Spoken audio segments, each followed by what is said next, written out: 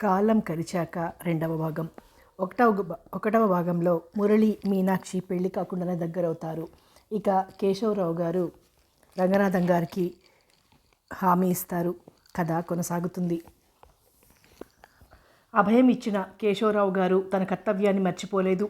రాత్రి భోజనాల దగ్గరే కదిపేశారు కామేశ్వరమ్మని.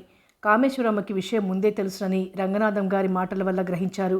భార్య ఇంకా తనతో ఆ సంగతులు ప్రస్తావించకపోవటానికి కారణం అతి గారాభంగా చూసుకునే కొడుకుని తనెక్కడ గట్టిగా మందలిస్తాడోనని భయపడి ఉంటుందని, సావకాశంగా ఎప్పుడో తను ప్రసన్నంగా ఉండే సమయం చూసి నెమ్మదిగా బయట పెట్టొచ్చునని, ఆలస్యం చేసి ఉండొచ్చునని అనుకున్నారు కేశవరావు గారు. కానీ ఇది జాగారం చేస్తూ నెమ్మదిగా తేల్చుకోవాల్సిన వ్యవహారమా? తొందరలో ఒక ముహూర్తం చూసి ఆ 4 అక్షింతలు వేయకపోతే నలుగురిలో ఎంత తలవంపులు. ముఖ్యంగా ఆలస్యం చేసే కొద్దీ ముంచుకొచ్చే గర్భంతో ఆ అమ్మాయి, దాన్ని దాయలేక ఆ ముసలి దంపతులు పడే పాట్లు వేరే చెప్పాలా? వాళ్లనలా అడకత్తెరలో బిగించి చోద్యం చూడ్డం భావ్యం కాదు కూడాను. తప్పు కనిపిస్తే చాలు రేచుకుక్కల్లా వెంట తరిమే ఈ లోకుల దృష్టిలో పడకముందే ఆ తతంగం ముగించేయటం వాళ్ళకి తనకి కూడా మంచిది అని ఆయన మంచి మనసులో మెదులుతున్న ఊహలు. కానీ కామేశ్వరమ్మ హృదయం, గతాభిప్రాయం దీనికి పూర్తిగా విరుద్ధంగా ఉంది. మొన్నటి వరకు ఆవిడ దృష్టిలో మురళి ఇంకా బాల్యం వీడని పసివాడే. మూఢాభిప్రాయంతోటే అతడు ఆడపిల్లని చెడగొట్టేంత మొనగాడైనాడని రాజలక్ష్మమ్మ బయట పెట్టేసరికి ఓ పట్టాన నమ్మలేకపోయింది. కాగా నిష్కారణంగా అన్నం పున్నం ఎరగని తన బిడ్డ మీద అత్యాచారం చేశాడనే నింద మోపుతోందే అన్న కసి కూడా రేగింది. ఆ రుద్రాగ్రహంతోనే తన కొడుకు నిర్దోషిత్వం మీద తన గాఢ విశ్వాసాన్ని బహిర్గతం చేసి రాజ్యలక్ష్మమ్మ నోరు నొక్కి పంపించింది. కానీ ఆ తరువాత ఆవిడ మనసు స్థిరంగా ఉండలేకపోయింది. అనేక రకాల ఆలోచనలతో చిత్ర విచిత్రంగా, అయోమయంగా, అల్లకల్లోలంగా అయిపోయింది ఆవిడ అంతరంగం. మీనాక్షి సద్గుణాలు తను ఎరగంది కాదు. రాజ్యలక్ష్మమ్మ ఆ పిల్లను వీధి మొగలు కూడా సరిగ్గా చూడనివ్వదు. ఇక ఆ అమ్మాయిని బుట్టలో వేసుకొని వంచన చేసేటంత వీలు సాలు పైవాళ్లకి చిక్కటం నమశక్యం కాని మాట. తామే కాకుండా చుట్టుపక్కల కాపురాలు చేసుకుంటున్న బోలెడు కుటుంబాల వాళ్ళున్నారు. ఇంతమంది కళ్ళు గప్పి మీనాక్షి బయట కాలక్షేపం చేసి రావాలన్నా, తమ పెరట్లోకి మరొకరి రాకపోకలు సాగించాలన్నా దాదాపు అసంభవమనే చెప్పాలి. మరి అట్లాంటప్పుడు రాజ్యలక్ష్మమ్మ అభియోగం నమ్మాల్సి ఉంటుంది. కొడుకుని అనుమానించే ఆస్కారం కనిపించేసరికి కామేశ్వరమ్మ ఆలోచనలు పుటుక్కున తెగిపోయాయి. మురళిని సంశయించడానికి ఆవిడకు సుతారాము మనస్కరించలేదు. ఏది ఏమైనా కొడుకు నోటి వెంట మీనాక్షికి నా వల్ల అన్యాయం జరగలేదని అనిపించుకొని ఖరాగా రూఢీ చేసుకుంటేనే తప్ప తనకి సందిగ్ధం వదిలి అలజడి తొలగదనుకుంది. కామేశ్వరమ్మ ఏ పని చేసినా ముందు వెనుక అటు ఇటు చూసి మరీ ముందు కడిగేస్తుంది. ఆ ముందు చూపుతోనే తాను కొడుకుతో అమీతుమీ తేల్చుకొని ఓ నిర్ణయానికి వస్తే తప్ప ఈ సంగతి భర్త చెవిన వేయటం మంచిది కాదనుకుంది. ఆ రాత్రే భర్త నిద్ర కొరిగాక మురళిని నిలదీసింది. ముందు తల్లి నోటంట మీనాక్షి ప్రసక్తి రాగానే క్షణం తబ్బిబ్బయ్యాడు. ఆ పైన నిలదొక్కుని అబ్బే నాకేం తెలియదని బుకాయించబోయాడు. కామేశ్వరమ్మ గట్టిగా నిలదీసేసరికి నిజమేనంటూ లేవబోయాడు. అతనికి తెలుసు తల్లి దగ్గర ఒప్పుకుంటే శిక్ష తక్కువ పడుతుందని. కామేశ్వరమ్మలో పాదుకున్న గుడ్డి నమ్మకాన్ని సమూలంగా పెరికివేశాడు మురళి. హతాసురాలైంది కామేశ్వరమ్మ. ఈ చేదు నిజం వెల్లడైతే సాక్షాత్తు తన పెనిమిటే మీనాక్షిని మురళికి కట్టబెడతాడు. తప్పదు. మరి ఇన్నాళ్ళు తను మురళి వివాహం చుట్టూరా పేర్చుకుంటున్న కోరికల మాటేమిటి? ఈ అప్రాచ్యుడి మీద ఎన్ని ఆశలు పెట్టుకున్నది తను. కుబేరులంతటి భాగ్యవంతుల పిల్లను కోడల్నిగా తెచ్చుకోవాలని, బంగారు పళ్ళెరంలో వెండి చెంబుడు పన్నీరుతో తన కొడుకు కాళ్ళు వియ్యంకుడు కడుగుతుండగా చూడాలని, ఒంటెడు నగలు ఇంటెడు సామానుతో రంభలాంటి కోడలు తన గడప మెట్టాలని, తన అదృష్టానికి ఊరంతా విడ్డూర పడిపోవాలని, ఇలా ఎన్ని కలలు కన్నది తను. ఈ ప్రబుద్ధుడు తలకు మాసిన వాళ్ళని చేరదీసి కొంపమీదికి తెస్తాడని ఎప్పుడైనా అనుకున్నదా? ఒక్క తప్పుడు పనితో వాటన్నింటి మీద నీళ్లు చల్లాడు. కామేశ్వరమ్మకి ఇవన్నీ మురళి దగ్గర వెళ్ళబోసుకొని నెత్తి నోరు మొత్తుకుంటూ, ఏం చూసి వరించావురా ఆ పిల్లని?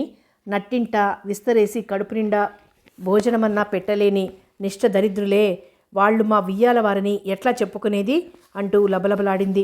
బిత్తరపోయాడు మురళి. కళ్లకు నదురుగా చేతివాటుకు దగ్గరగా కనిపించేసరికి వల విసిరాడు.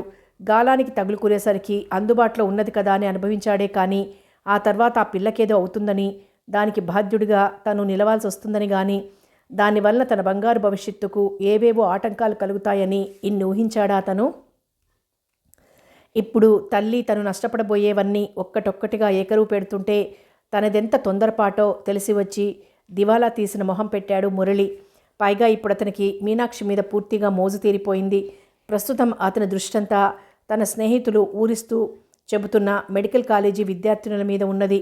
అంతేకాక చెట్టా పట్టాలేసుకుని నవ్వుతూ తుళ్ళుతూ తిరగాల్సిన ఈ వయసులో ఆకర్షణ తగ్గిన మీనాక్షిని కట్టుకొని అప్పుడే ఓ బిడ్డ తండ్రైపోవడం తన స్వీట్ డ్రీమ్స్కి గుదిబండను అంటగట్టి సముద్రంలో వదలటమేనని భావిస్తున్నాడతను. అందుకే మరా పిల్లను పెళ్లాడతావా అని కామేశ్వరమ్మ నొక్కి అడిగేసరికి గాబరాపడి బిక్కమొహం వేసి అంటూ తల అడ్డంగా తిప్పాడు. తప్పించలేవా అన్నట్టు తల్లికేసి దీనంగా చూశాడు. కామేశ్వరమ్మకు కావాల్సింది కూడా అసమాధానమే. ఒకరి జీవితం తలక్రిందులవుతుందన్నంత మాత్రాన తన కోరికలు త్యాగం చేసేంత హృదయ వైశాల్యం లేదు కామేశ్వరమ్మకి. ఎవరి కర్మ వారిది. దానికోసం తానెందుకు బాధపడాలి? ఆమె ఆలోచనలు అతి వక్రంగా తిరిగాయి. అయితే నేను చెప్పినట్టు చేస్తావా? తప్పకుండా చేస్తాను అన్నట్టు నమ్మకంగా బుర్ర ఊగించాడు మురళి. నేను చెప్పేదాకా నువ్వు మీ నాన్నగారి కళ్ళబడకుండా తప్పించుకుని తిరుగు. మిగతావి నేను చూసుకుంటాను. ఏదో నిశ్చయించుకున్న కామేశ్వరమ్మ కొడుక్కి బోధించింది. తల్లి ఆదేశాన్ని అక్షరాలా పాటించాడు మురళి. రాజ్యలక్ష్మమ్మ దంపతులు తను కాదన్నంత మాత్రాన ఊరుకోరని భర్త చెవిని కూడా వేసి ఆయన కాళ్ళ వేళ్ళ కూడా పడక మానరని ముందే ఊహించిందావిడ. భర్త మేధకుడు, జాలిగుండెవాడే కాక మాటనిక్కచ్చి మనిషి కూడాను. వీళ్ల కన్నీళ్లకు కరిగిపోయి తనను సంప్రదించకుండానే వాళ్ళకెక్కడ అభయమిస్తాడో అని భయపడుతూనే ఉందావిడ. భర్తని తనకు అనుకూలంగా ఏ మాటలతో వంచుకురావడమా అని అప్పటినుంచి మనసులో తర్జన భర్జనలు పడుతూనే ఉంది కామేశ్వరమ్మ. ఇప్పుడు కేశవరావు గారు మీనాక్షి ప్రసక్తి తీసుకొచ్చి, మన మురళి ఘనకార్యం నువ్వు ముందే విన్నావట కదా, నాతో మాట మాత్రంగా నన్న చెప్పలేదేం అని ప్రశ్నించగానే సమరానికి సిద్ధమైన దానిలా మొహం బిగించింది కామేశ్వరమ్మ.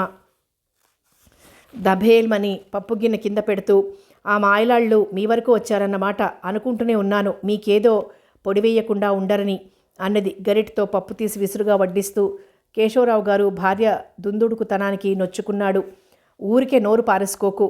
కూతురు జీవితం కుక్క చింపిన విస్తరై నడివీధి పాలైపోతుంటే ఏ తల్లి తండ్రి మాత్రం కళ్ళప్పగించి చూస్తూ ఊరుకోగలరు అన్నాడు అర్థిస్తూ వచ్చిన రంగనాథం గారిని తలుచుకుని సమర్థిస్తూ. తీక్షణంగా చూసింది కామేశ్వరమ్మ.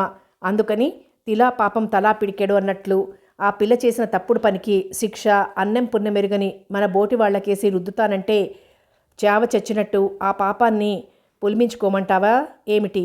మీ తీర్పు బాగానే ఉంది ఈసడింపుగా అని రుసరుసలాడుతూ నేతి గిన్నె వంచింది కామేశ్వరమ్మ. కేశవరావు గారు నేతి ధారకు చెయ్యడ్డు పెట్టి భార్య కళ్ళలోకి సూటిగా చూశారు. కామేశ్వరి, నువ్వు అబ్బాయిని అడిగి చూశావా? ఏమన్నాడు అని అడిగాడు ఆతృతగా.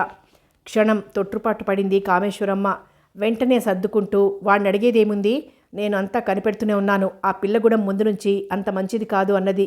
భర్త చూపులు తప్పించుకుంటూ తలవాల్చి చెప్తున్న ఆమె స్వరంలో ముందున్న ధాటి అమాంతంగా తగ్గిపోయింది. అసత్యమాడుతున్న ఆవిడ గొంతుని ఎవరో నొక్కినట్టే అయింది. ఆ బెరుకే ఆమె ఏదో దాచేస్తుందని పట్టించింది. కేశవరావు గారి బ్రుకుటి ముడిపడింది. నేను అడిగింది నీ సుపుత్రుడి సంగతి, నువ్వు రీసెర్చ్ చేస్తున్న విషయాన్ని గురించి కాదు కామేశ్వరి. స్వజనాభిమానం కొద్దీ నిరపరాధుల మీద నిందమోపడం క్షమార్హం కాదు హెచ్చరిస్తున్నట్టు అన్నాడు. మళ్ళీ రోషం వచ్చేసింది కామేశ్వరమ్మకి. అవును, నా మాటలు మీరెక్కడ నమ్ముతారు? మీకు ఆలి చెప్పేవి అబద్ధాలుగా, పరాయి వాళ్ల పలుకులే పరమ సత్యాలుగా అగ్గుపడతాయి అన్నది రుసరుసలాడుతూ. కామేశ్వరి కరుకుగా మారింది కేశవరావు గారి కంఠస్వరం. ఒక అమాయక జీవితం మోసగించబడి మునిగిపోతున్నది. భార్య అవని బిడ్డవని ఆ నైత్యానికి కారణభూతులైన వారిని వెనక వేసుకొచ్చేటంత అధమస్థితికి మాత్రం దిగజారలేను. నిజం చెప్పు, అందులో మనవాడి దోషమేమీ లేదంటావా అన్నారు గంభీరంగా. ఆయన చూపులు ఆమెలో లోపలి లోతుల్ని శోధిస్తున్నాయి. కామేశ్వరమ్మ జంకింది. మురళి తప్పిదం ఏమాత్రమూ లేదని చెప్పి ఆయన్ని ఏమార్చడం సాధ్యం కాదనిపించింది. భర్తను మభ్యపెట్టడం అంత సులువు కాదు. ఆయన మామూలుగా ఎంత శాంత స్వభావుడో అలాంటి సందర్భాలలో అంత చండశాసనుడు. మురళి కనిపించిన తక్షణం తనని నిగ్గదీసినంత తీవ్రంగానూ అతన్ని నిలవీయక మానడు. తండ్రంటే అధిక భయం మురళికి. ఆయన ఘాటుగా బెదిరించాలే గాని లెంపలేసుకుని మరీ తప్పు ఒప్పుకోవటమే కాక తలెత్తకుండా మీనాక్షి మెళ్ళో 3 ముళ్ళు వెయ్యమన్నా వేసేస్తాడు. ఈ పద్ధతి బావులేదు. కొడుకు బలహీనతని బయటపెట్టేసి నిజాన్ని ఒప్పుకుంటూనే ఆయన్ని తన మార్గాన మళ్లించుకోవాలి. ఎలాగా? కామేశ్వరం బుర్ర చురుగ్గా పనిచేసింది. తన వాదన తీరుని నేర్పుగా మరో పంతాకి మరల్చింది. బింకం చూపించాల్సిన ఆడదే బిడియం వదిలేసి ఆహ్వానిస్తుంటే మగవాడన్నవాడు మడిగట్టుకుని కూర్చుంటాడా? మనవాడి తప్పేం కనిపించలేదు నాకు అన్నది గడుసుగా. సరి తప్పవునో కాదో తర్వాత తేల్చుదాం. ముందు వీడా పిల్ల శీలంతో ఆటలాడిన మాట యథార్థమేనన్న మాట పాయింట్ దొరికిన ప్లీడర్లా అన్నాడు కేశవరావు గారు. అవునని ఖాయంగా చెప్పటానికి మనస్కరించలేదు కామేశ్వరమ్మకి. మీకు తెలీదు, ఆ ముసలాళ్ళిద్దరూ మహాఘటికులు. తేలిగ్గా కూతురికి మంచి సంబంధం కుదురుతుందని ఆ పిల్లని వాళ్ళు కావాలనే వీడికి ఎరవేశారు. పులుసొడ్డిస్తూ రహస్యం చెప్తున్నట్లుగా అంది కామేశ్వరమ్మ. సాలోచనగా ఆమె వెంక చూస్తూ మౌనంగా ఉండిపోయారు కేశవరావు గారు. భర్త తన బోధన శ్రద్ధగా వింటున్నాడు అనే భ్రమతో కామేశ్వరమ్మ ఉత్సాహం పుంజుకుంది. పిచ్చి బొండ, మన వాడికేం తెలుసు? వాళ్ల పన్నాగం సులువుగా పడిపోయాడు వాళ్ల కుతంత్రంలో. మీకు కపటం తెలీదు, వాళ్లకే వత్తాసిస్తున్నారు. భర్తను ఎలాగైనా నమ్మించాలనే తాపత్రయంలో ఎన్ని అవాకులు చవాకులు వల్లించడానికి కూడా వెనకాడ్డం లేదామె. అది అర్థమైంది కేశవరావు గారికి. మరి ఆమెక సంధివ్వకుండా, నాకిక ఏమీ చెప్పకు కామేశ్వరి, అబ్బాయి రాగానే నా దగ్గరకు పంపించు కరాఖండిగా చెప్పేసి బయటికి వెళ్ళిపోయాడాయన. కామేశ్వరమ్మ మ్రాన్పడిపోయింది. ఆ రాత్రంతా మురళి ఇంటికి రానేలేదు. రాత్రి భార్యాభర్తలిద్దరూ మళ్ళీ ఘర్షణ పడ్డారు. ఎవరు నమ్మిన విలువలకై వారు శతదా పోరాడారు. ఇచ్చిన మాట నిలబెట్టుకోవాలని, నీతి తప్పి బ్రతకటం వృధా అని, తెలియక తప్పు చేసినా తెలిసి దిద్దుకోవటం బుద్ధివంతుల లక్షణమని కేశవరావు గారి వాదన. ఏదో ఒక చిన్న తప్పుటడుగు వేసినంత మాత్రాన రాచబాటలో సాగనున్న కొడుకు భావి జీవితాన్ని చేతులారా ముళ్ళ డొంకల్లోకి లాగడమంత తెలివి తక్కువ లేదంటుంది కామేశ్వరమ్మ. భర్తకు ఎన్ని విధాల నచ్చజెప్పవచ్చో అన్ని విధాల నచ్చజెప్పింది కామేశ్వరమ్మ. మీనాక్షి వాళ్ల పీడ ఏ ఉపాయంతోనో వదిలించుకోమని బలవంత పెట్టింది. కొడుకు తను ఎన్ని ఆశా సౌధాలు నిర్మించుకున్నారో వివరించి వాటిని కూల్చవద్దని బ్రతిమలాడింది.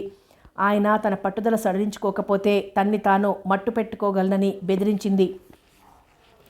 కేశవరావు గారికి లోపల బెరుగ్గానే ఉన్న పైకి బిగువు చూపించారు. భర్త వైఖరి మారలేదనుకున్న కామేశ్వరమ్మ త్వరగా పెడదారులు వెతికింది. ఆ రాత్రి నడిజాము దాటాక నక్కుతూ ఇంటికొచ్చాడు మురళి. అతని జేబులో రూపాయి నోట్లు కుక్కింది తల్లి. చేతికి పెట్టి అందించింది. చెవిలో ఏమేమో గుసగుసలాడింది. చెప్పినట్టు చెయ్యి, క్షేమంగా వెళ్ళిరమ్మని జాగ్రత్తగా సాగనంపేసింది. 2 రోజులు గడిచాయి. మురళి ఇంటికి రాలేదు.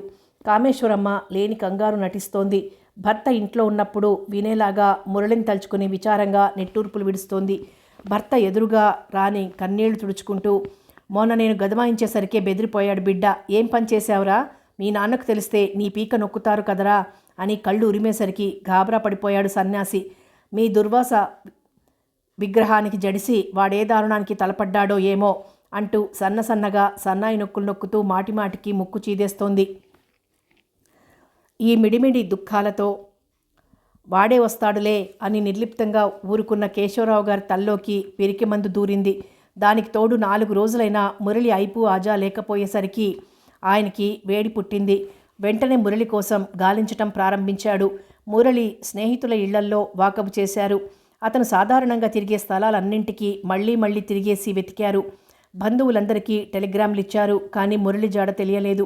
ఆ అన్వేషణ విఫలం కావటంతో కేశవరావు గారి గుండె గుబగుబలాడ్డం మొదలుపెట్టింది. మొగుడి బలహీనత ఎప్పుడు మొదలవుతుందో కనిపెట్టి అదే అదనలో దెబ్బతీయటం కామేశ్వరమ్మకు అలవాటే. చెట్టంత కొడుకు చేతికందొస్తున్నాడని పొంగిపోతున్న కొడుకు ఏమైపోయాడా అని ఓ పక్క హడలిపోతున్న భర్త దగ్గర రైలు కింద తలపెట్టిన నిర్భాగ్యుల సంగతి, బైరాగుల్లో కలిసిపోయిన దౌర్భాగ్యుల సంగతి ఎత్తుతూ వెక్కెక్కి పడుతోంది. ఈనగాచి రక్కల పాల్చేసినట్టు ఇన్నేళ్లు పెంచింది ఇలా దేశాల పాలు చేసేందుకే కాబోలు అని రాగాలు తీస్తోంది. ఈ ఉపద్రవమైన ప్రమాదాల స్ఫురణతో ఆయనకు ఉన్న మతి పోతోంది. తన కోపానికి వెరిచే కొడుకు ఇంటికి దూరమైనాడేమో అన్న శంక అనుక్షణం మనసును కురుపులా సలుపుతోందాయన్ని. కంటికి నిద్ర రావటం లేదు. తిన్నది మింగుడు పడ్డం లేదు. అలా నలిగి అతలాకుతలమవుతున్న పరిస్థితిలో సెగలు రేగే నేలపైన తొలకరి జల్లులా మురళి దగ్గర నుంచి ఉత్తరం వచ్చింది. తను మద్రాసులో పలానా హోటల్లో క్షేమంగా ఉన్నట్టు రాస్తూ తనను మీనాక్షిని వివాహం చేసుకోమని నిర్బంధించబోమని భరోసా ఇస్తూ 24 గంటల్లోగా తనకు తిరుగుజాబు అందని పక్షంలో ఆ తర్వాత తన శవమే వాళ్లకు దక్కుతుందని బెదిరించాడు మురళి. అందులో కాళ్ల కింద నిప్పులు పోసినట్టయింది కేశవరావు గారికి. యవ్వనంలో ఉన్న ఆవేశపు ఉరవడి ఎంత ఉద్రేకంగా ఉంటుందో ఆయనకు తెలియంది కాదు. అది భగభగ మండే పొయ్యి మీద పాల వంటిది. క్షణం ఏమారినా పొంగి బూడిద పాలు కాగలవు. ఆయన ఆదుర్ద చెప్పనలవి కాదు. తక్షణం అంతా నీ ఇష్ట ప్రకారమే జరుగుతుంది, తొందర పడవద్దు అని మురళికి ఎక్స్ప్రెస్ టెలిగ్రామ్ ఇచ్చి ఆ వెంటనే తను చెప్పుల్లోకి కాలు దూర్చాడు కేశవరావు గారు. తొందరగా వెళ్ళకపోతే కొడుకు ప్రాణాలతో దక్కడేమోనన్న ఆరాటం, భీతి మూలంగా నిప్పుసెగ సోకిన మైనం ముద్దలా మెత్తబడిపోయిన ఆయన్ని తన కనువుగా మలుచుకున్నది కామేశ్వరమ్మ. బయలుదేరిపోతున్న భర్తతో, చూడండి, మీరు వాడి దగ్గర మీనాక్షి ప్రసక్తి ఏమీ ఎత్తొద్దు. వాడంతట వాడే ఏదైనా అడిగితే డబ్బు పారేసి రంగనాథం గారితో ఓ పరిష్కారానికి వచ్చేశామని చెప్పేయండి అన్నది. అలాగే. ఆ తొందరలో భార్య ఏం చెప్పినా ఊకొట్టే పరిస్థితిలో ఉన్నాడు కేశవరావు గారు. మరొకటండోయ్, వాడొక్కడిని తీసుకొస్తే కక్ష కొద్దీ రంగనాథం ఏమన్నా అల్లరి చేస్తాడేమో అన్నది కామేశ్వరమ్మ సందేహంగా. గతుక్కుమన్నారు కేశవరావు గారు. అవునవును, మరెలాగా? ఏం చేయమన్నావు? కంగారు పడిపోయాడు. గండం గడిచి కొడుకుని వెంటబెట్టుకుని వస్తే ఈ రంగనాథం పరిస్థితుల్ని తిరగదోడి కొలిక్కి వస్తున్న వ్యవహారాన్ని మళ్ళీ మొదటికి తెస్తాడేమో, ఈసారి మురళి పూర్తిగా తమ చెయ్యి జారిపోతాడేమో అన్న జంకుతో ఆయన మెదురు పనిచేయటమే మానుకుంది. ఈ తికమకలో అన్ని ఆలోచనలకి పూర్తిగా భార్య మీదే ఆధారపడిపోయాడాయన. ఇక కార్యేషు మంత్రి అన్న సూక్తి సార్థకం చేస్తూ మద్రాసు వెళ్ళాక కొడుకు దగ్గర ఆయన ఎలా మసలాల్సింది, ఏమి చేయాల్సింది కూడా తనే విశదంగా బోధపరిచింది కామేశ్వరమ్మ.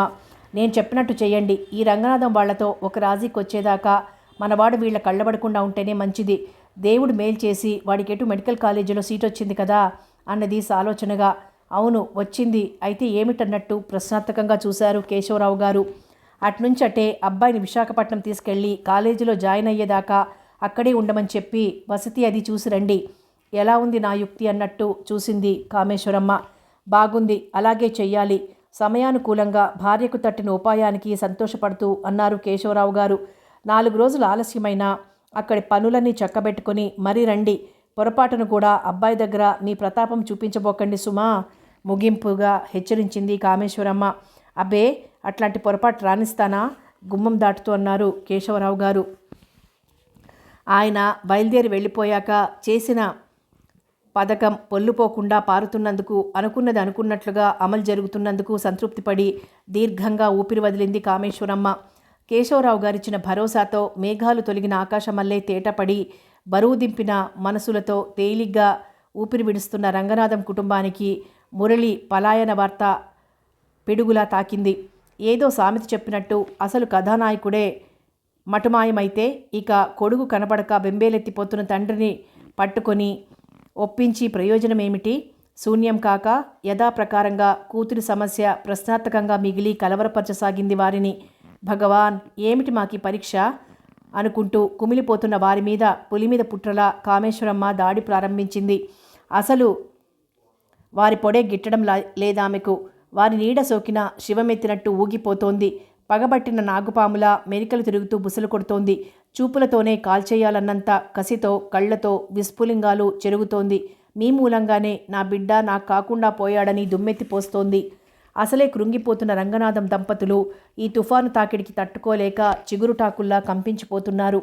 మురళి అంతర్ధానమవటంలోని అంతరార్థమేమిటో అవగాహన కాని రంగనాథం గారు ఆ సంగతేమిటో సందర్భమేమిటో తెలుసుకుందామని తహతహలాడాడు. వారం రోజులు అడితి చుట్టూ రాట్నం తిరిగినట్టు తిరిగాడు. కేశవరావు గారి దర్శనమే కాలేదు. ప్రతిరోజు ఒకే కబురు చెప్పేవారు అక్కడి గుమాస్తాలు. కొడుకు కోసం తిరుగుతున్నారటండి, అడితి ఛాయలకి రావటం లేదు అని. పోనీ ఇంటి దగ్గరే కలుసుకుందామంటే కామేశ్వరమ్మ కత్తులు నూరుతుండే. ఆమెను తప్పించుకుని తిరగటం మినహా ఇక చేసేదేమీ లేక ముక్కోటి దేవతలకు మొక్కుకుంటూ పూజ చేసుకున్నారు. ఉన్నట్టుండి కేశవరావు గారు కూడా ఇంటి దగ్గర ఉంటున్న అలికిడి కనబడకపోయేసరికి మనసు ఉండబట్టక మళ్ళీ అడితికి పరిగెట్టారు రంగనాథం గారు. ఈసారి పెద్ద గుమాస్తా చిన్న ఉప్పందించాడు. కుర్రాడి బోగట్ట చిక్కినట్టుందండి, అర్జెంటుగా ఊరికెళ్ళినట్టు తెలిసింది మాకు అని. ఆ సమాచారం విన్న తర్వాత ఉక్కిరి బిక్కిరి చేస్తూ బిగిసిపోతున్న ఉరితాడు కొద్దిగా సడలినట్టయి ప్రాణం లేచొచ్చి ఊపిరి నిలిపిందాయనకి. రాజలక్ష్మమ్మకి ఊరట కలిగింది. పర్వాలేదు, కేశవరావు గారు కొడుకుతో సహా తిరిగొస్తాడు. ఆయన దయామయుడు, సౌజన్యమూర్తి, ఇచ్చిన మాట నిలబెట్టుకుంటాడు. భార్యనెట్లాగో ఒప్పించి కొడుకు చేత నా బిడ్డ మెళ్ళో 3 ముళ్ళు వేయిస్తాడు. తమ వేడికోలు నిష్ఫలం కాబోదు. ఇలా కొండంత ఆశ పెట్టుకుని కేశవరావు గారి రాక కోసం, స్వాతి వాన కోసం ఎదురుచూసే ముత్యపు చిప్పు కన్నా అధికంగా ఎదురుతెన్నులు చూశారు ఆ భార్యాభర్తలు. కాలం ఎప్పుడూ ఆగకుండా ఒకే వేగంతో దొర్లిపోతూ ఉంటుంది. దాని పోకడలో తొందరపాటు కానీ అతి నిదానం కానీ ఉండనే ఉండవు. వాస్తవం ఇదే అయినా కష్టనష్టాల్లో మునిగిన వారికి కాలం సీతనడుకున నడుస్తున్నట్టు, సుఖశాంతుల్లో తేలుతున్న వారికి రథచక్రాల్లా పరుగులు తీస్తున్నట్లు అనిపించటం ఆయా అవస్థల్లో ఉన్నవారికి అనుభవైక వైద్యమే. వారం రోజులు క్షణమొక యుగంగా గడిచింది. ఆనాటి ఉదయం కేశవరావు గారింట్లో ఆయన మాటల సబడి వినిపించింది. పెరట్లో కాలకృత్యాలు తీర్చుకుంటూ ఆయన అగుపించాడు. యుగాల తపస్సు అనంతరం భగవత్ సాక్షాత్కారం అయినట్టనిపించింది రంగనాథం గారికి. కానీ ఆ దేవుడే వరమీయని వేలుపు మోస్తరు మొహం చాటు చేసుకుని ఇంట్లోకి తప్పుకోవటం చూసి ఏంచేత అని సందేహపడ్డాడు, ఆందోళన చెందాడు. బహుశా కామేశ్వరమ్మ అక్కడే ఉండటం చేతనేమో లెమ్మని సమాధానపడ్డాడు. మనసులో ఎంత ఆరాటంగా ఉన్నా కేశవరావు గారు అడితికి బయలుదేరేదాకా కాచుకోక తప్పలేదు. ఆయనటు రిక్షా మీద వెళ్ళిన మీదట మరీ వెంబడించినట్టు ఉండకుండా ఓ పావుగంట ఆగి తను అడితికి వెళ్ళారు రంగనాథం గారు. రంగనాథం గారు వెళ్ళేసరికి కేశవరావు గారు ఎవరో పెద్ద మనిషితో మాట్లాడుతున్నారు. రంగనాథం గారు వచ్చినట్టు గమనించిన కనీసం ఎదుటి మనిషితో చర్చ ఆపలేదు. పలకరింపుగా తల పంకించలేదు. తల తిప్పి ఆయన కేసు చూడనలేదు. యాచనకొచ్చిన బిచ్చగాడు తను, అవసరం తనది. ఎన్ని అవమానాలనన్నా దిగమింగాలి, ఎంత అభిమానమున్నా చంపుకోవాలి. ఒక పనికిరాని పనిముట్టు మూలపడున్నట్టు ఒక మూల కుర్చీని అతుక్కొని కూర్చుండిపోయారు రంగనాథం గారు. అరగంట కూర్చున్నాడు, గంట కూర్చున్నాడు. ఆఖరికి కేశవరావు గారు ఆయన్ని దాటుకొని ఆ పెద్ద మనిషితో సహా బయటకు నడిచే వరకు అలాగే కూర్చుని ఆ తర్వాత నిస్పృహగా కాళ్ళీడ్చుకుంటూ ఇంటికి చేరారు. మర్నాడు వెళ్ళాడు. ఆ రోజు ఇంకో తీరు అయింది. పనివాడితో తగువ పడుతూ రంగనాథం గారిని అస్సలు పట్టించుకోలేదు కేశవరావు గారు. ఆ తగవు తెగదు. ఈయన వెళ్ళిన పని ముడిపడదు. వేచి వేచి చూసి నిరాశతో వెనక్కి తిరిగాడు. ఆ మర్నాడు ఇంకో రకం. ఇంకా రాలేదు, ఎప్పుడొస్తారో తెలియదు అన్నాడు చిన్న గుమాస్తా అదోలా చూస్తూ. వెనక గదిలోనే కేశవరావు గారు ఉన్నారని రంగనాథం గారి అనుమానం. పైకి ఏమనగలడు? అయ్యా బాబు అని కాళ్ళు గడ్డము పట్టుకుని దేవుళ్ళాడవలసిన వాడు తను వెనక గదిలోనే ఉన్నాడని దబాయించి వెతికి చూసే హక్కు తనకేముందని ఉసూరుమంటూ కొంపకి మళ్ళాడు. ఆవేళాను మరో రోజు అదే పాట, లేదు రాలేదు అని. తాను స్ప్రింగ్ డోర్ తోస్తుండగా కేశవరావు గారు వెనక గదిలోకి తప్పుకోవటం అస్పష్టంగా చూడనే చూశారు రంగనాథం గారు. దానితో తమ త్రోవ తాము చూసుకోవాల్సిందేనని నికరంగా బోధపడిపోయింది ఆయనకి. పేలవంగా నవ్వుకుని ఇంటి త్రోవ పట్టారు. అడితి వదిలి నీరసంగా 10 అడుగులు వేశాడు. వీధి మలుపు తిరిగాడు. పంతులు గారు మాట. పిలుపు విని రంగనాథం గారు దిక్కులు చూశారు. కార్నర్లో ఉన్న టీ స్టాల్ దగ్గర టీ తాగుతున్నాడు కేశవరావు గారు పెద్ద గుమాస్తా. ఆగమన్నట్టు రంగనాథం గారి కేసు చెయ్యూపారు. రంగనాథం గారు ఆగారు. కొట్టతనికి డబ్బులు చెల్లించి పెద్ద పెద్ద అంగలేస్తూ రోడ్డు దాటి దగ్గరికొచ్చాడు గుమాస్తా. మీరేమీ అనుకోనంటే ఒక మాట మెల్లగా అంటూ సంశయంగా చూశాడు. ఏమిటన్నట్టు ప్రశ్నార్థకంగా చూశారు రంగనాథం గారు. తటపటాయిస్తూనే మీరు నోరు విప్పి చెప్పకపోయినా మీకొచ్చిన అవస్థేమిటో చూచాయగా గ్రహించగలిగాను. మళ్ళీ ఆగాడు గుమాస్తా. వివర్ణులయ్యారు రంగనాథం గారు. తమ కథ వీధుల్ని దాటి బజారుకెక్కుతోందా? మీకంతా తెలుసునా? హీనస్వరంతో తొట్టుపాటు పడుతూ అడిగాడు. సానుభూతిగా చూశాడు పెద్ద గుమాస్తా. చెప్పానుగా, నేను ఆడపిల్లలు గలవాణ్ణే. మీ దైన్యస్థితిని బట్టి కొద్దిగా ఊహించుకోగలిగాను అని చిన్న అబద్ధమాడాడు. నిజానికి కేశవరావు గారి ద్వారా అన్నీ విని అతని ప్రోద్బలం వల్లే ఇలా రంగనాథాన్ని ఆపాడతను. రంగనాథం గారి తల వాలిపోయింది. సిగ్గుగా కుదించుకుపోయాడు. ఎలాగో గొంతు పెగిల్చుకొని, మురళి ఏమైనాడో మీకేమైనా తెలిసిందా అని అడిగాడు ఆశగా. అదే చెప్పబోతున్నాను. అతను ఎక్కడున్నాడో ఖరారుగా నాకు తెలియలేదు. కొడుకు కోసం కేశవరావు గారు అంత గాబరాగా రైలెక్కారా? తిరిగొచ్చాక అతని ఊసే ఎత్తకుండా నిబ్బరంగా తన పని తను చేసుకుపోతున్నారు. అంటే మురళి సురక్షితంగా ఉన్నాడని ఖాయంగా మనం అనుకోవచ్చు. రంగనాథం గారు దీర్ఘంగా నిట్టూర్చి అవును అన్నారు భారంగా. మీరీ పాటికి తెలుసుకునే ఉంటారు. మిమ్మల్ని ఆయన వదిలించుకోవాలనుకుంటున్నారు. మీరింక మురళి మీద ఆశలు నిలుపుకోవటం వ్యర్థమే. అవును, 4 రోజుల నుంచి మెల్లమెల్లగా ఆ సంగతి బోధపడుతోంది. ఈ రోజుతో నా భ్రాంతి పూర్తిగా తుడిచిపెట్టుకుపోయింది. నిర్లిప్తంగా నవ్వాడు రంగనాథం గారు. సానునయంగా చూశాడు గుమాస్తా. ఎంతెంత ధర్మమూర్తులు తమ దగ్గరకు వచ్చేసరికి న్యాయసూత్రాన్ని తలక్రిందులు చేయటానికి వెనుకాడరు. అటువంటిది మా యజమాని మాత్రం స్వార్థానికి అతీతుడని ఎలా అనుకున్నారండి? మీ అమాయకత్వం కాకపోతే పరిస్థితులు మరీ విషమించకముందే మీరు మరో దారి చూసుకుంటే మంచిదని చెప్పడానికే పిలిచాను మిమ్మల్ని. దారి? ఇక ఏ దారి ఉన్నది? గోదారి తప్ప. రంగనాథం గారి గొంతులో నిండా మునిగినవాడి విరక్తి తొణికింది. మీరు మరోలా భావించరంటే నాదో సలహా చెప్పండి. ఆలస్యం చేసి అల్లరి పాలవకముందే మందో మాకో చూపి ముందా పీడ విరగడయ్యే యత్నం చేయండి. కావాలంటే కేశవరావు గారు నొప్పించి 100-200 ఇప్పిస్తాను. గుమాస్తా వాక్యం పూర్తి చెయ్యనే లేదు. రంగనాథం గారు 2 చెవులు మూసుకున్నారు. శివశివ, భ్రూణహత్య! ఒళ్ళు జలధరించింది ఆయనకి. నిలువునా తూలిపోతూ మరి అక్కడ నిలవలేకుండా ముందుకు సాగిపోయారు రంగనాథం గారు. వెళ్ళిపోయే ఆ అభాగ్యుడి వంక జాలిగా చూస్తూ పగవాళ్లకు కూడా వద్దు ఈ యమచర అనుకున్నాడా గుమాస్తా. ప్రతిరోజు భర్త ఇంటికి తిరిగి రాగానే ఏమైంది, ఏమన్నారు అని ఆదుర్దాగా ఆశ నిరాశలు మనసులో తారట్లాడుతుండగా ప్రశ్నిస్తుండేది రాజ్యలక్ష్మమ్మ. కానీ ఆ రోజు భర్త మొహంలో పూర్తిగా కళాకాంతులు లోపించటం గమనించి ఏమీ అడగకుండా నిశ్శబ్దంగా ఉండిపోయింది. ఆమెకు అర్థమైపోయింది భగవంతుడు తమ జీవితపు చివరి రేఖలు వంకరగా గీచాడని. మొద్దుబారినట్టు ఉలుకు పలుకు లేకుండా కూర్చుండిపోయిన తల్లిదండ్రుల్ని చూశాక మీనాక్షికి అసలు సంగతి స్పష్టమైపోయింది. ఆ ఇంట ఉన్న 3 ప్రాణుల్లోనూ రెపరెపలాడుతున్న ఆశాదీపం ఆ పూటతో కొండెక్కిపోయింది. వారి గుండెల్లో కారు చీకటి శాశ్వతంగా ఆవాసం ఏర్పరచుకున్నది. తీరని వ్యాకులంతోనూ క్షోభతోనూ నిమిడిపోయిన వారి మనస్సులు తమకిక వాటి నుంచి విముక్తి లేదేమోనని అలమటించసాగాయి. చివరికి రాజ్యలక్ష్మమ్మే ముందుగా తేరుకున్నది. కిటికీ పక్కగా పడకుర్చీలో పడుకుని శూన్యంలోకి చూస్తున్న రంగనాథం గారి దగ్గరకు నడిచి ఇలా ఆకాశంలో చుక్కలు లెక్కబెడితే మన సమస్య పరిష్కారం అవుతుందంటారా అన్నది. భార్య మొహంలోకి దెబ్బతిన్న పక్షిలా దీనంగా చూశాడు రంగనాథం గారు. నన్నేం చేయమంటావు రాజ్యం అన్నారు వ్యధగా. గొంతులోకి దారుఢ్యం తెచ్చుకున్నది రాజ్యలక్ష్మమ్మ. వాళ్ళు మగబిడ్డను కన్నవాళ్ళు. మాకు కాదని మొహం తప్పించటంతో పరులకు కనబడని వారి మకిలి కప్పబడిపోయింది. మనం దురదృష్టవంతులం. మన కంటిన మసి అంత తేలిగ్గా వదిలేది కాదు. అలాగని మన కర్మ అంతేను అని ఊరుకోలేం కదా.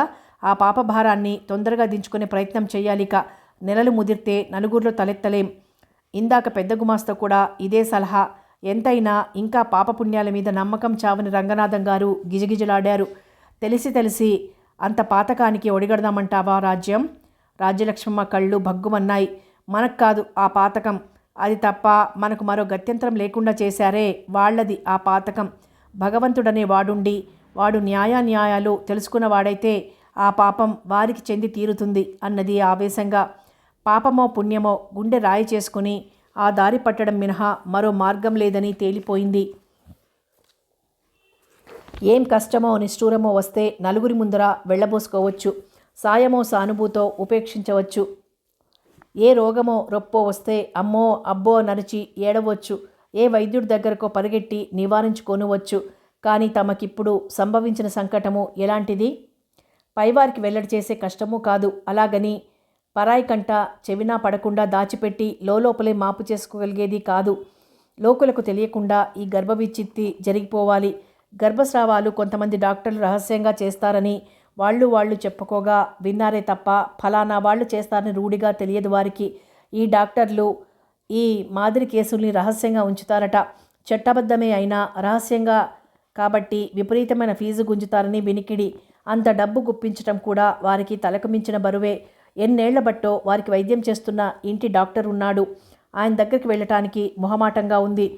కలిమి కరిగిపోయినా తరగని వారి ప్రతిష్టని దృష్టిలో ఉంచుకుని ఎంతో గౌరవంగా చూస్తాడా డాక్టరు.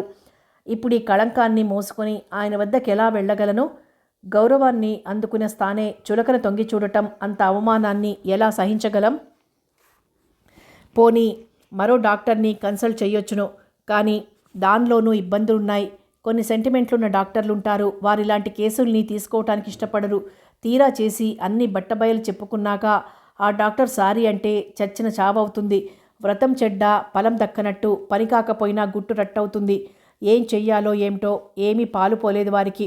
ఇలాంటి సందిగ్ధ విషయంలో అచ్చమ్మ దైవంలా తోడ్పడింది వారికి. 4 ఇళ్లల్లోనూ తిరిగి పాచిపనులు చేసుకుంటుండే ఆ పని మనిషికి పెద్దవారిగా చలామణి అయ్యేవారి చేష్టల్లోని అవకతవకలు తెలుసు. అవి దిద్దుకోను రహస్యంగా వారు అవలంబించే పెరటి త్రోవలు తెలుసును. కొద్ది రోజులుగా రాజ్యలక్ష్మమ్మ ఇంట కానవస్తున్న సంచలనాన్ని అది పరీక్షగా గమనిస్తూనే ఉంది. ముద్దబంతి పువ్వు లాంటి మీనాక్షి క్షణక్షణము వాంతి చేసుకుంటూ దినదినము నీరసించిపోతూ ఉండడం, నల్ల కప్పేసుకుపోతున్న ఆకారంలో నిగారింపుకొస్తున్న ఆ పిల్ల కడుపు, అబ్బరాల బిడ్డ అణగారిపోతున్నా పట్టనట్టుగా కఠినత్వం వహిస్తున్న రాజలక్ష్మమ్మ మొండి వైఖరి చూసి అది అసలు నిజం గ్రహించేసింది. మంచి మహారాజులు, వారికి రావాల్సిన కష్టం కాదిది అనుకుంది కూడా. అంచేతే రాజలక్ష్మమ్మ దాని చేతులు పుచ్చుకొని, మా కుట్టు నీ కడుపులో దాచుకోలచ్చమ్మా అని బ్రతిమలాడేసరికి కరిగి నీరైపోయిందది. మీకా అనుమానం వద్దు తల్లి, పీకెగిరిపోయినా నా నాలుక గుండా మీ రహస్యం బయటపడదు అని మాటివ్వడమే కాకుండా మా పేటలో ఒక మనిషి ఉన్నదన్నమ్మా, అటువంటి దొంగ పిండాల్ని పోగొట్టడంలో గట్టి చెయ్యి. మీరు పిలుచుకురమ్మంటే 3వ కంటికి తెలవకుండా రాత్రి పొద్దుపోయాక వెంటబెట్టుకొస్తానంటూ వాళ్ళు మదన పడుతున్న విషయానికి ఒక పరిష్కార మార్గాన్ని కూడా చూపించింది. అచ్చమ్మ సూచన రాజ్యలక్ష్మమ్మకు ఎంతగానో నచ్చింది. బయట వారికి తెలియకుండా పని జరిగిపోతుంది. డబ్బు ఖర్చు కూడా తక్కువే. రంగనాథం గారు మటుకు భయపడ్డారు. నాటుమందుల వల్ల ప్రమాదమేమో అని. మీకు తెలీదు, ఈ డిగ్రీలున్న డాక్టర్ల కంటే ఇలాంటి వాళ్ళకి అనుభవం ఎక్కువ, సులువుగా చేసేయగలరు. ఏం పర్వాలేదంటూ ఆయన సంశయాన్ని ఎగరగొట్టింది రాజ్యలక్ష్మమ్మ. ఆ రాత్రి 11:30, 12 గంటల ప్రాంతంలో నిశాచరులు తిరుగాడే వేళ లచ్చమ్మ ఒక మధ్య వయస్సు వారిని వెంట పెట్టుకుని రంగనాథం గారి ఇంటి తలుపులు తట్టింది. ఆ పిలుపు కోసం ఎదురు చూస్తున్నట్టు వెంటనే తలుపులు తెరుచుకున్నాయి. తలుపు తీసిన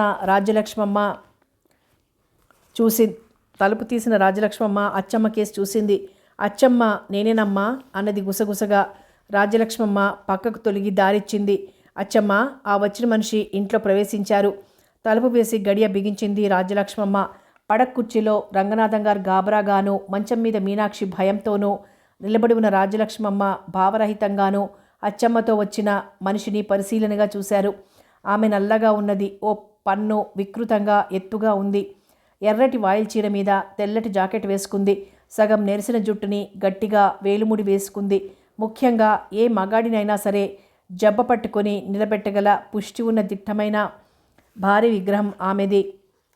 రంగమ్మ, ఆ అమ్మాయి గోరికే అచ్చమ్మ కళ్ళతో ఆజ్ఞ చేస్తూ మీనాక్షిని చూపించింది ఆమెకు.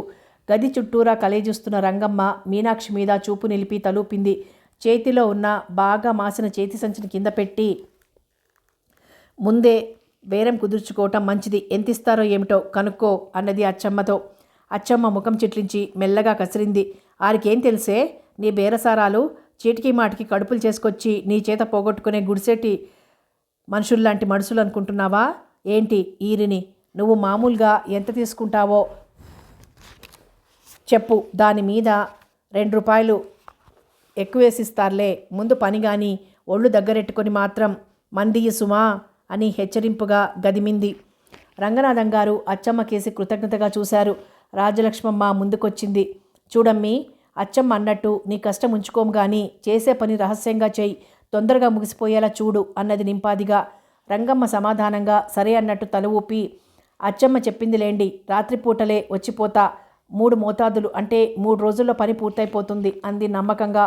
ఆ తర్వాత మీనాక్షిని దగ్గరగా పరీక్ష చేసి చూసింది. ఎన్నో నెలో రాజలక్ష్మమ్మని అడిగి తెలుసుకుంది.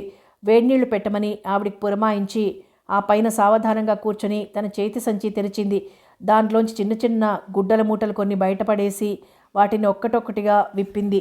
వాటిల్లో ఏవో రకరకాల చూర్ణాలున్నాయి. ఇంతలో రాజ్యలక్ష్మమ్మ ఒక గిన్నెలో వేడినీళ్లు తెచ్చి పెట్టిందక్కడ. రంగమ్మ నీళ్లు ఒక గాజు గ్లాసులో వంపుకున్నది.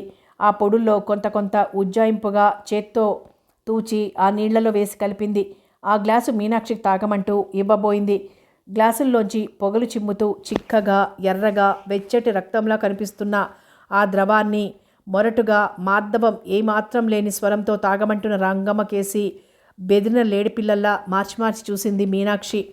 అంతే, ఊహించలేనంత వేగంగా రంగమ్మ చెయ్యి వెనక్కి నెట్టి తల పక్కకు తిప్పుకుంటూ వద్దు వద్దు నాకు భయంగా ఉంది అన్నది హడలిపోతూ.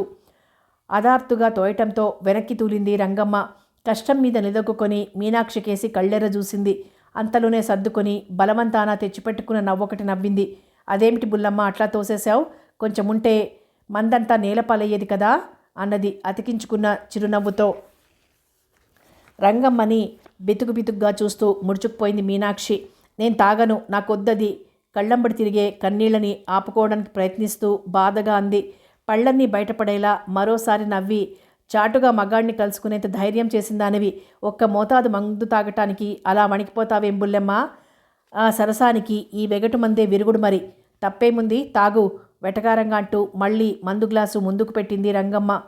రంగమ్మ పరిహాసం రాజ్యలక్ష్మమ్మ మనసుని చిన్నగా కోత పెట్టింది. రోషంతో ఆమె మొహం జేవురించింది. ఎంత నికృష్టంగా మారిపోయింది తమ బ్రతుకు. ఇంత అల్పులకు కూడా ఎగతాళైపోయింది. దీనికి కారణం ఎవరు? రంగమ్మ మీద గాలి విసురు మీనాక్షి మీదకి తిరిగింది.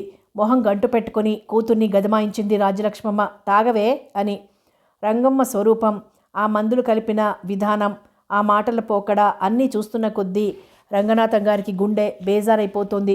మరేం పర్వాలేదంటూ భార్యని ఆయనకు కలిగించిన విశ్వాసం దిగజారిపోయింది. బలిపశువుల గజగజలాడుతున్న కూతుర్ని చూస్తుంటే ఆయన పితృహృదయం విలవిల్లాడిపోతోంది. ఆ క్షణాన కూతుర్ని గుండెల్లో దాచుకొని ఈ లోకానికి లోకులకి వెరవనక్కర్లేని ప్రదేశాలకి పారిపోవాలని. నా బిడ్డ ఎలాంటిదైనా నే భరించగలను, అది నా ఇష్టం, దానిలో నీ జోక్యం అనవసరం, నీ విమర్శలని లెక్క చెయ్యను నేను అని సంఘాన్ని ఎదిరించి నిలవాలని ఇలా ఎన్నో అనిపించాయి ఆయనకి. కానీ ఈ సాహస కృత్యాలకి తనకు చేదోడు కావాలి. అవును, తన సహచరి ప్రోత్సాహం ప్రోద్బలం లేక తను ముందడుగు వేయలేడు. ఎంతో ఆశతో భార్య వైపు చూశారు రంగనాథం గారు. హృదయాన్ని పాషాణంగా మార్చుకుని కూతురి చేత బలాత్కారంగా మందు తాగిస్తున్న తన సహధర్మచారిణిని చూశాక తన ఆలోచనలకి ఆమె సహకారం ఎంత మాత్రమూ ఉండబోదని నిశ్చయమైపోయింది ఆయనకి. మేత వేసిన చేత్తోనే మెడ నరికే కసాయివాడిలా కనిపిస్తున్న భార్యని, లాలన మమత జుర్రుకున్న దోసిట్లోనే ద్వేషాన్ని రుచి చూస్తున్న కూతుర్ని మరి చూడలేక చివాలన లేచి దడాలన తలుపులు తెచ్చుకొని వరండాలోకి వచ్చేశారు రంగనాథం గారు. పడక్కుర్చీలో కూలబడి నిద్రని తరిమేసిన కళ్ళు పొడారిపోయి మంటలు పెడుతుంటే 2 చేతులతోనూ నులుముకుంటూ ఆలోచనల్లోకి జారిపోయారు. తన పిచ్చి గాని ఇలాంటి సందర్భాల్లో ఏ తల్లైనా గుండె రాయి చేసుకోక తప్పదు. రాజ్యం తప్పేమున్నది? ఏదో ఆవేశంలో ఆఖరి పిల్లాని ముద్దుగా పెంచిన భ్రమత పీడించబట్టి తనే అడ్డదిడ్డంగా ఆలోచించాడు ఇంతవరకు. ఒకవేళ తను అనుకున్నట్టుగా కాక రాజ్యం తన మాటను కాదనకుండా మన్నించి సై అన్న ఈ లోకాన్ని ఎదిరించటం, ప్రవాహానికి ఎదురీతటం అంత సులభమా? తెగించి నిలబడ్డం తమ చేతిలో పని కాబట్టి నవ్వేవాళ్ల మొహాన నీళ్లు చల్లినట్లు మా ఇష్టం అని పుల్ల విరిచినట్టు అనగలం. లోకనిందని మనని కానట్టే దులపరించుకోగలం. అంతవరకు బాగానే ఉంది. మరి ఆ తర్వాత సంగతో? మీనాక్షిని ఎవరు పెళ్లాడతారు? మంచు బొట్టంత నిర్మలమైన పిల్లని చూపిస్తేనే కట్నం తక్కువని కాదన్న వరులు కొట్టొచ్చినట్టు కనబడుతున్న మచ్చతో నిలబడ్డ పిల్లని చేసుకోవడానికి ముందుకొస్తారా? అంత సహృదయులున్నారా? పోనీ పెళ్ళి వద్దు, ఏమీ వద్దు, పుట్టిన నలుసును చూసుకుంటూ ఒంటరిగానే జీవితమంతా గడిపేస్తుందని సమాధానపడతారు. మరి వాళ్ళిద్దరి మనుగడ సాగే విధానమేది? మా తదనంతరం వారి పోషణ భారం ఎవరు స్వీకరిస్తారు? అన్నలా, అక్కలా? కన్న పాపానికి తామంటే తల ఒగ్గుతున్నారు కానీ వాళ్ళు దీన్ని గడపలోకి రానిస్తారా? ఎవరి మీద ఆధారపడకుండా దానికి జరిగిపోవడానికి రాసిపోవడానికి తమ దగ్గర ఏ ఆస్తిపాస్తులు లేవే. ఏదో సామెత చెప్పినట్టు అవే ఉంటే కామేశ్వరమ్మ భుజాలు ఎగరేసుకుంటూ కొడుక్కి చేసుకునేది కాదు. భుక్తి గడవనిదే ఆలోచన వదిలిపెట్టొచ్చు. చదువు చెప్పిస్తే ఏ ఉద్యోగమో చేసుకుంటుంది. అది లేకపోతే ఏ కూలో నాలో చేసుకుని బిడ్డను పెంచుకుంటుందని సరిపెట్టుకుందాం. కానీ తాము నీ లెక్కేమిటని తోసిరాజన్న లోకం మధ్యనే ఆ జనం నడుమనే అది బతకాలి. ఆ లోకం దాన్ని సజావుగా బతకనిస్తుందా? పతిత కులట భ్రష్టురాలు అంటూ రాళ్ళు రువ్వదు.